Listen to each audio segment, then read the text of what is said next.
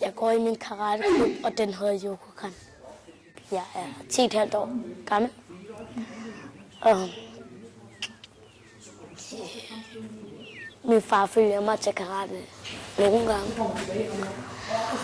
Og det var et skema, der kom ind i skolen, som de sender videre til forældrene. Så har jeg udfyldt den.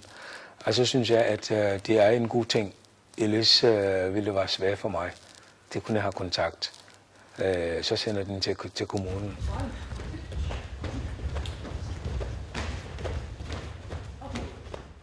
Jeg har valgt karate, fordi man kan bruge det som selvforsvar, og man kan beskytte sin familie. Og ja, det er sjovt. Altså, jeg tænkte sådan, jeg skal måske gå til boksning. Men nej, det gad jeg ikke, for jeg vil ikke have skæve til dig. Så tænker jeg karate. Det er en godt vej for integrationen. Ikke mere de politiske slag. Det hjælper ikke.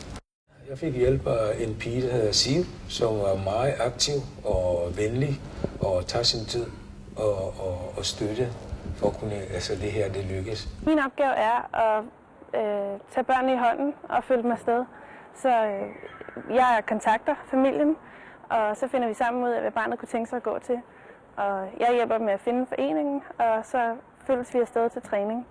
Og så undervejs så får vi opklaret alle de spørgsmål, som de nu måtte have. Og så er jeg med, fordi jeg får lov at hjælpe på det område, som er anderledes end andre frivillige projekter.